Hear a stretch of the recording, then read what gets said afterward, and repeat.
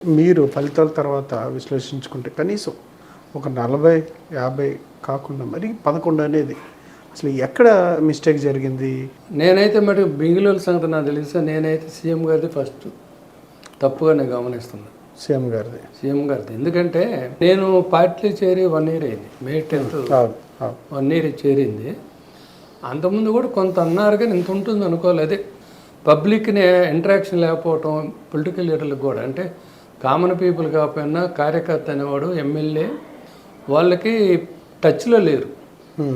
But ఆ టచ్లో లేనప్పుడు సహజంగా ఏమైందంటే, సపోజ్ నేను ఎమ్మెల్యే అండి, నన్ను ఫ్రీక్వెంట్ వచ్చినా కలవాల్సిన ఇది బాధ్యత ఉంటుంది కదా. అంటే పార్టీ లీడర్గా ఉన్నప్పుడు ఎమ్మెల్యే కూడా ఫ్రీక్వెంట్గా కలవాలా. సైమల్టేనియస్గా కాన్స్టిట్యూన్సీలో ఉన్న మాకు వ్యతిరేకం వాళ్ళు కూడా ఉంటారు. కార్యకర్త అనే వాళ్ళు అందరు కాకపోయినా మండల లీడర్లు వాళ్ళు కొంతమంది ఉంటారు. వాళ్ళని ఖచ్చితంగా వాళ్ళని కూడా ఫ్రీక్వెంట్ కలవాలి.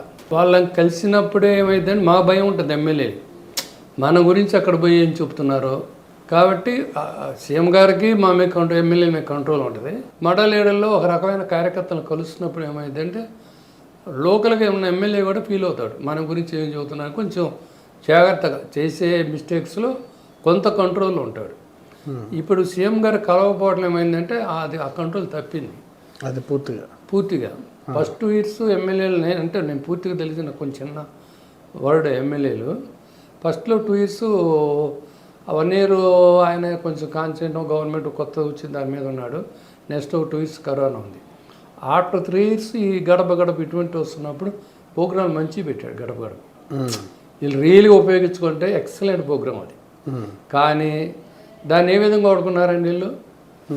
సెక్యూరిటీ పెట్టుకొని పోలీసులు పెట్టుకొని ఊరక ఇళ్ళమ్మడి పోయి అర్జీలు ఇచ్చి టైం పాస్ చేసి వచ్చాడు. అది కూడా ఇంకేంటి, ఏదో ప్రశ్నిస్తారంటే వాళ్ళకి పథకం రద్దయింది. అది ముందే ఈ రోజు కానీ ఒక ఎమ్మెల్యే కానీ ఒక గడప విలేజ్కి పోతే ఆ విలేజ్లో ముందే పోయి చెప్తున్నారు వాళ్ళ కార్యకర్త కావచ్చు, మండల స్టాఫ్ కానీ, మీరు రేపు ఎమ్మెల్యే గారు వస్తున్నారు, కామ్గా ఉండండి, మీరు ప్రశ్నిస్తే మటుకి మీ పథకాలు కట్ అవుతాయి అన్నారు. ఎవరు ఒక ప్రశ్నించాల్సిన అవసరం, కట్ చేయాల్సిన అవసరం, ఇప్పుడు కామ్గున్నారు. కానీ ఇది బయట మనకి ఇక్కడ రిపోర్ట్ ఏమొస్తుంది, గడప తిరిగాం కదా అంతా బాగానే ఉంది అనుకుంటున్నారు వీళ్ళు. అంటే అది జరిగింది అది పెద్ద మిస్టేక్ కదా. అది మిస్టేక్. దాన్ని యూటిలైజ్ చేసుకో.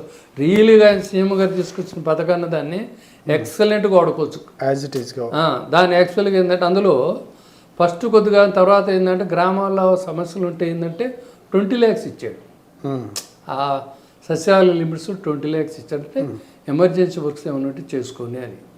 ఆ 20 lakhs వరకు గ్రామాల్లో వీళ్ళు పోయినప్పుడు ఇమీడియట్గా కొన్ని గుర్తించుకొని ఆ పాయింట్లు అవన్నీ, ఎందుకంటే ఈ పథకాలను ఇచ్చుకుంటూ పోయాడు. పెన్షన్లు కానీ, స్కూల్స్ కానీ, ఫీజులు కానీ, ఇవన్నీ కూడా